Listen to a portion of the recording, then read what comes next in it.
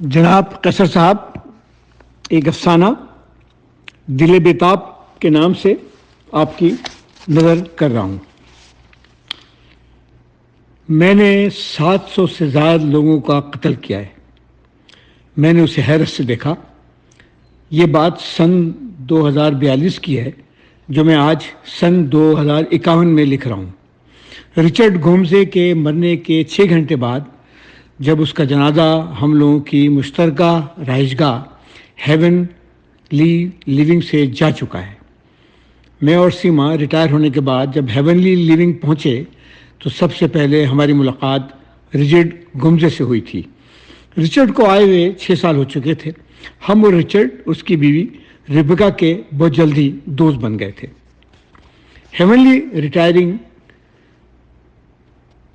Heavenly living سے retire ہونے کے بعد رہنے کی جگہ تھی۔ فلوریڈا میں ساحل سمندر کے ساتھ تقریباً 500 ایکڑ جگہ پر پھیلا ہوا زبردست خوبصورت علاقہ تھا۔ اس علاقے میں کہیں دور سے آتی ہوئی ندی بھی تھی جو سمندر میں جا کر گرتی تھی۔ اسی ندی کے ساتھ ساتھ ہیونلی لیونگ والوں نے ایک چھوٹی سی جھیل بھی بنا دی تھی جہاں سورج کے طلوع اور غروب ہونے کا منظر دیدنی ہوتا تھا۔ یہاں 1150 مکانات تھے جن میں سے 1100 مکان ہر وقت ہی بھرے رہتے تھے۔ کیا نہیں تھا یہاں پر ہم بوڑھوں کے لیے! گولف کے 3 کورس کی کئی بہترین چھوٹے چھوٹے بڑے سوئمنگ پول، مختلف مشاغل کے مرکز، جھیل اور دریا میں مچھلی کا شکار، کئی ایکڑ پر پھیلا ہوا جنگل جہاں گھومنے کا اپنا مزہ تھا، بہترین جم جہاں طرح طرح کے کسرت کرنے والے آلات تھے، 24 گھنٹے کھانے پینے کے انتظامات، ایسے انتظامات کہ ہر وقت ہر طرح کا کھانا مہیا ہوتا تھا، یا اگر کسی خاص کھانے کا دل چاہے تو اس کے لیے بھی خانسا میں مختص تھے۔ ناشتے سے لے کر دوپہر رات کا کھانا، مختلف اوقات میں چائے اور چائے کے لوازمات ہر وقت ہی موجود ہوتے تھے۔ میں اور سیما تو پہلے دن کا ناشتہ ہی کر کے بہت مروب ہو گئے تھے۔ مختلف قسم کی ڈبل روٹیاں، پنیر اور شہد کی وہ تمام قسمیں جو بڑے بڑے اسٹوروں میں موجود ہوتی ہیں، وہ بھی اعلیٰ ترین قسم کی۔ شہد کی قسمیں تو اتنی تھیں کہ میں ان کے بارے میں سوچ بھی نہیں سکتا تھا۔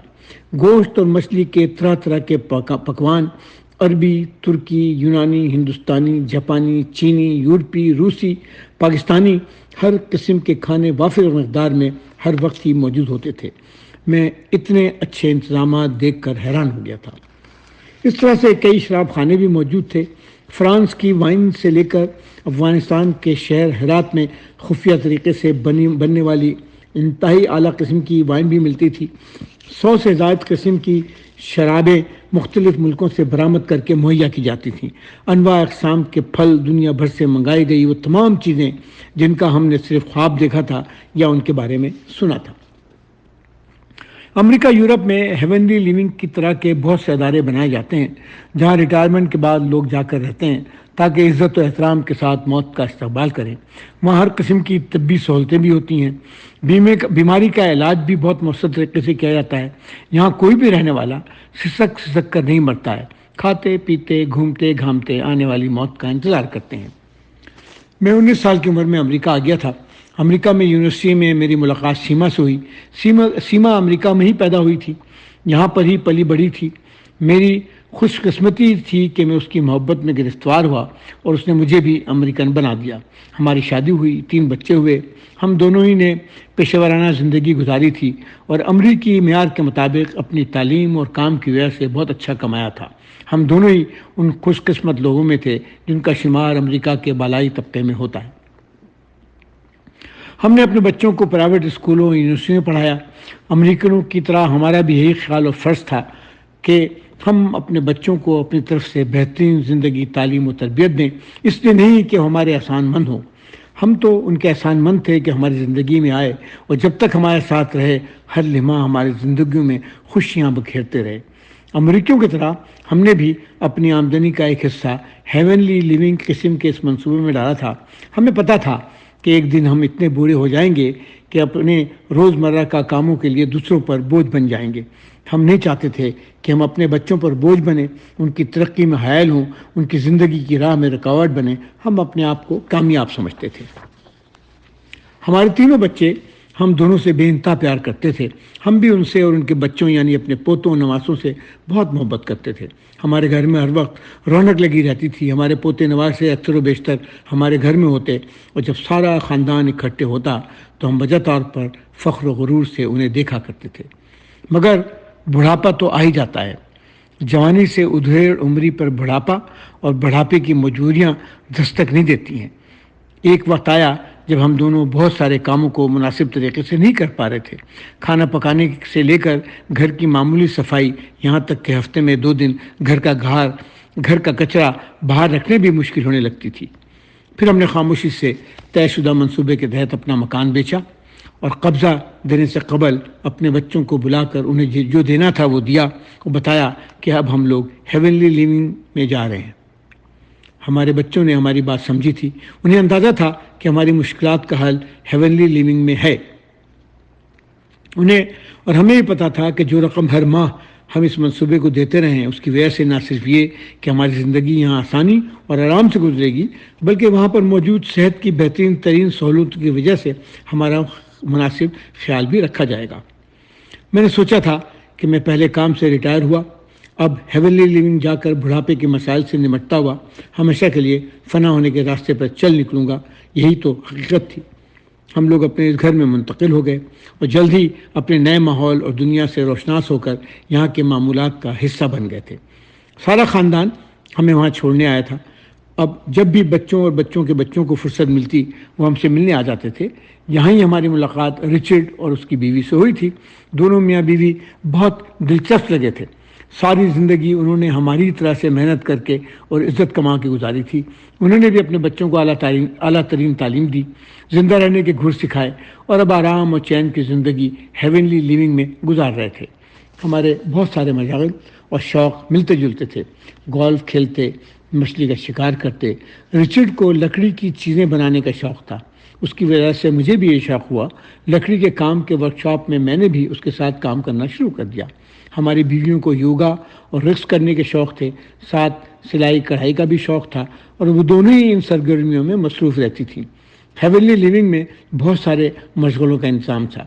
پتنگ اڑانے کے کلب سے لے کر سمندری کھیل، بلیئرڈ کلب سے لے کر چار دیواری کے اندر اور باہر کے کھیلوں کے مناسب انتظام تھے۔ کچھ ہندوستانی، پاکستانی، بنگلہ دیشیوں نے مل کر کرکٹ کھیلنے کا انتظام کر لیا تھا، اور کئی لوگ تو گھنٹوں تاش اور شطرنج کھیلتے رہتے تھے۔ 7 سال بہت آرام اطمینان سے گزرے۔ پھر ایک دن جب ہم دوپہر کو ساتھ ہی کھانا کھا رہے تھے کہ ڈیوڈ کی بیوی کو سینے میں شدید درد اٹھا اور دل کے دورے کو سہار نہیں سکی۔ گو کہ ایمبولینس 5 منٹ میں پہنچ گئی تھی، مگر ایمبولینس میں منتقل کرنے کے دوران ہی اس کا انتقال ہو گیا۔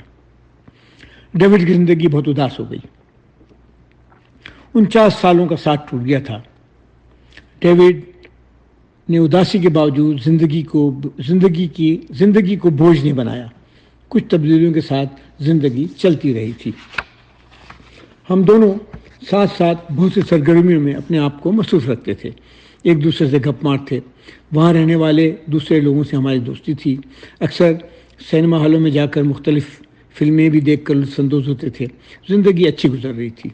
ایک دن شام کے پچھلے پہر جب جھیل کے کنارے خوبصورت موسم میں ہم سورج کے ڈوبتے نظارے کا نظارہ کر رہے تھے تو باتوں باتوں میں ڈیوڈ نے اس بات کا اقرار کیا کہ اس نے 700 انسانوں کا قتل کیا تھا۔ میں حیران ہو گیا۔ مجھے بالکل یقین نہیں آیا۔ میں اس کے چہرے کو حیرانی سے دیکھ رہا تھا، مگر اس کے چہرے کی سنجیدگی بتا رہی تھی وہ سچ کہہ رہا ہے۔ اتنے سالوں میں مجھے اندازہ ہو گیا تھا کہ وہ سچا انسان ہے، کہ اعلیٰ عہدے پر کام کر چکا ہے، وہ جھوٹ نہیں بول سکتا۔ میرے کچھ کہنے سے پہلے اس نے کہنا شروع کر دیا، یہ میری زندگی کا سب سے اچھا کام تھا جو میں نے تنہا انجام دیا، اور کسی کو بھی نہیں پتہ چلا کہ یہ میں نے کیا ہے۔ 700 مردوں عورتوں کا قتل۔ مجھے ان کے مرنے کا افسوس ہے، مگر میرے پاس اس کے علاوہ کوئی چارہ نہیں تھا۔ تم کو پتہ ہے نا کہ میں ناسا میں ایک بہت بڑے عہدے پہ کام کرتا تھا۔ بہت سے معاملات کی ذمہ داری مجھ پر تھی۔ حکومت امریکہ نے ناسا کی فراہم کی ہوئی معلومات کی بنا پر ایک بہت ہی خفیہ منصوبہ بنایا تھا جس میں میرا کلیدی کام تھا۔ ناسا امریکہ کا وہ ادارہ ہے جو آسمانوں سے بہت اوپر خلا میں چاند، سورج اور ستاروں کے بارے میں تحقیقات کرتا ہے۔ ناسا نے انسانوں کو چاند اور مریخ پر پہنچایا ہے اور ہمارے شمسی نظام سے بھی باہر اپنے خلائی مشن پہنچا چکا ہے، آہستہ ہی صحیح، لیکن کائنات کے راز کھلتے چلے آ رہے ہیں، ڈیوڈ نے بات کا سلسلہ جاری رکھتے ہوئے کہا تھا۔ اس وقت امریکہ میں ایک ایسے نسل پرست سفید صدر کی حکومت آ گئی تھی جس کی ٹیم کے سارے ممبران سفید نسل کی بالادستی پر یقین رکھتے تھے۔ صدر کو جانے والی ہفتہ واری رپورٹ سے انہیں پتہ لگا تھا کہ ہر 127 سال پر زمین سے قریب گزرنے والا سیارہ 3 سال 11 دن پر زمین کے قریب ترین ہوگا۔ اس سیارے کو ناسا نے جم 127 کا نام دیا تھا۔ یہ زمین سے تھوڑا سا بڑا، بالکل زمین جیسا تھا۔ وہاں ہوا تھی، دریا، ندی، نالے، چشمے، پہاڑ، جھرنے، وادی، جنگل، صحرا، سب کچھ اسی طرح سے تھا جیسے ہماری زمین پر ہے۔ وہاں پر مختلف قسم کے جانور، چرند پرند اور سمندروں میں ہزارہ قسم کی مچھلیاں تھیں اور دیگر خوبصورت آبی جانور تھے۔ ان سب چیزوں کے ساتھ انسانوں سے ملتی جلتی آبادیاں بھی تھیں جو اپنے ارتقاء کے بہت ابتدائی مرحلوں میں تھیں۔ وہاں کے رہنے والے لوگوں میں ذہانت تھی مگر انسانوں کی طرح ذہین نہیں تھی۔ وہ لوگ لڑتے نہیں تھے۔ سیارے پہ رہنے والے انسانوں جیسے لوگ ہر طرح کے چرند پرند، نباتات، سمندر، دریا، پہاڑ، پانی کی عزت کرتے تھے۔ وہ فطرت سے لڑتے نہیں تھے بلکہ فطرت کے ساتھ مل جل کر رہتے تھے۔ وہ درختوں، پہاڑوں، دریاؤں، سمندروں، جانوروں، پرندوں کو اپنا رشتہ دار سمجھتے تھے۔ اس زمانے میں ہی ناسا نے کچھ قسم کے آلات ایجاد کر لیے تھے کہ ہم اس سیارے پہ رہنے والی زندگیوں کا مستقل مشاہدہ کرتے رہتے تھے۔ ہمارے بھیجے ہوئے کیمرے وہاں کئی جگہوں پر موجود تھے۔ وہاں کے جنگلوں میں زمین سے کئی زیادہ قسم کے جانور تھے۔ ان کے جنگل برباد نہیں کیے گئے تھے بلکہ فطری انداز میں زندہ تھے۔ ان کے سمندروں اور اس کی تہہ میں ہمارے سمندروں سے زیادہ پرسرحیت تھی۔ وہاں کے پہاڑوں کی خوبصورتی کا ہماری زمین کے پہاڑوں سے مقابلہ نہیں کیا جا سکتا تھا۔ مجھے خاص طور پر جم 127 سے خصوصی دلچسپی تھی۔ میں اکثر اپنے کمپیوٹر پر جم 127 پر سیاحی کرتا رہتا تھا۔ وہ ہمارے جیسے لوگوں کا ایک کلب بن گیا تھا اور ہم لوگ مہینے میں 2 دفعہ ورچوئل اجلاس بلاتے اور جم 127 کے بارے میں بات کرتے اور نئی نئی دریافتوں کی تصویریں لے کر اور فلمیں بنا کر ان کے بارے میں ایک دوسرے سے گفتگو کرتے تھے۔ یہ ایک دلچسپ مسئلہ تھا۔ یہ صرف حسرت ہی تھی کہ ہم کبھی وہاں جا سکیں گے۔ مجھے خبر ملی تھی کہ صدر صاحب کی ٹیم نے اس سیارے کے سلسلے میں ایک کمیٹی بنائی ہے جو ایک منصوبہ بندی کر رہی ہے، جس میں ناسا کے کچھ مخصوص سائنسدانوں کو آنے کی ہدایت کی گئی تھی، جس پر عمل کیا گیا اور میں بھی ان اجلاسوں میں شرکت کر سکا تھا۔ منصوبہ زبردست تھا۔ جم 127 کے زمین کے قریب ترین آنے کے موقع کا فائدہ اٹھاتے ہوئے ایک ایسے خلائی جہاز کو بنانا تھا جس میں سینکڑوں کی تعداد میں انسانوں کو جدید ترین آلات کے ساتھ جم 127 پر جانا تھا۔ انسانوں کی ایک نئی دنیا بسانی تھی۔ یہ ایک زبردست منصوبہ تھا۔ زمین جیسے سیاروں پر انسان کو آباد کرنے کے لیے ایک ابتدائی قافلہ جا رہا تھا۔ یہ ایسا ہی تھا جیسے امریکہ، آسٹریلیا، نیوزی لینڈ میں نئی دنیا بسائی گئی تھی۔ ناسا کے پاس اس قسم کی صلاحیتیں موجود تھیں کہ اس قسم کا خلائی جہاز بنایا جائے اور انسانوں کو اس سیارے پر پہنچایا جائے۔ بڑی تیزی سے کام شروع کر دیا گیا اور زمین سے پرواز کا دن، تاریخ اور وقت بھی مقرر کر دیا گیا۔ کئی سو افراد کا چناؤ وائٹ ہاؤس کی ایک خاص کمیٹی ناسا کے سفارش کے مطابق کر رہی تھی۔ یہ مرد اور عورت 3 مہینے اور 17 دن کا خلائی سفر کرنے کے بعد جم 127 پر پہنچتے اور سیاروں پر انسانوں کے لیے ابتدائی بستیاں تعمیر کرنے کا آغاز کرتے۔ یہ سارے لوگ انتہائی قابل، اپنے فن کے ماہر اور جدید ترین مشینوں سے لیس تھے۔ ناسا میں بھی جن محدود لوگوں کو اس منصوبے کے بارے میں علم تھا وہ سب اپنے طور پر خواب دیکھ رہے تھے۔ میں بڑی توجہ سے ڈیوڈ کی باتیں سن رہا تھا۔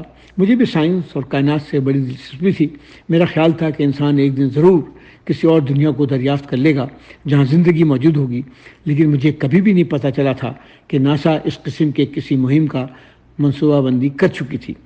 ڈیوڈ کی دوستی کی وجہ سے مجھے ناسا کے بہت سارے کامیاب اور ناکام منصوبوں کا پتہ چلا تھا اور ان کی تفصیلات سے آگہی ہوئی تھی، لیکن یہ نئی کہانی میرے لیے انتہائی سنسنی خیز ثابت ہو رہی تھی۔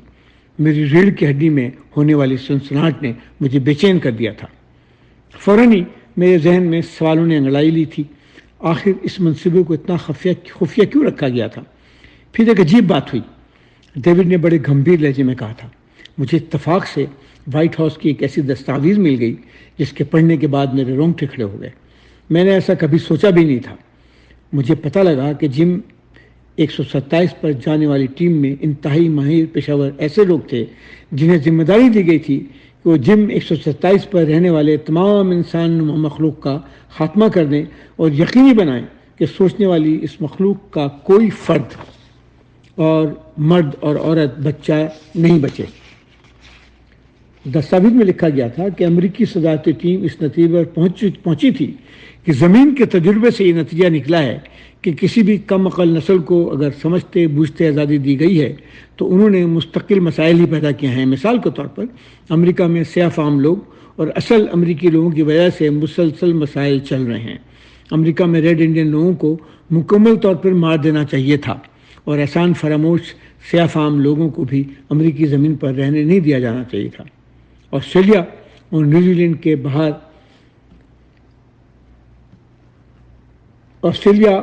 لینڈ کے اوریجنل لوگ وہاں کے سفید فام لوگوں کے لیے مسئلہ بن گئے تھے۔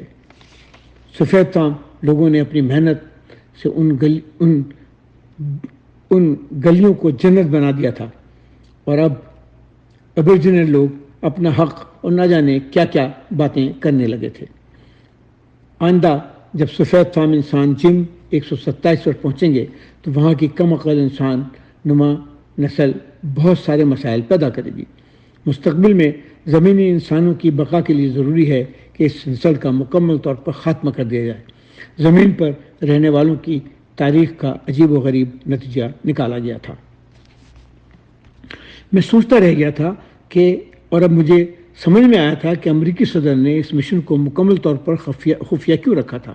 مجھے نظر آ رہا تھا کہ اس خلائی جہاز کے وہاں پہنچنے کے بعد وہاں پر رہنے والوں کے ساتھ کیا ہونے والا تھا۔ انسان کی تاریخ کتنی بھیانک ہے۔ جب سے دنیا وجود میں آئی ہے جنگ و جدل، قتل عام کا سلسلہ جاری ہے۔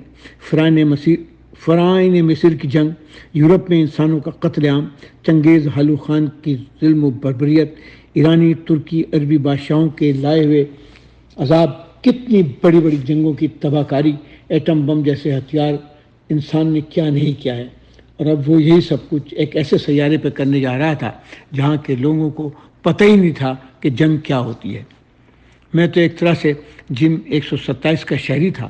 وہاں کے لوگ تو بڑے معصوم تھے، بڑے سیدھے سادے، سیارے پر موجود درختوں، دریاؤں، سمندروں، پہاڑوں، جنگلوں سے محبت کرنے والے۔ وہ وہاں کے جانوروں کے ساتھ ایسے رہتے تھے جیسے وہ ان کے گھر کے افراد ہیں۔ جم 127 پر بلی، کتا، گھوڑے جیسے بہت سارے پالتو جانور تھے، ہاتھی سے بھی بڑے ایسے جانور جن کے دانت ہاتھی ذات سے زیادہ بہتر تھے۔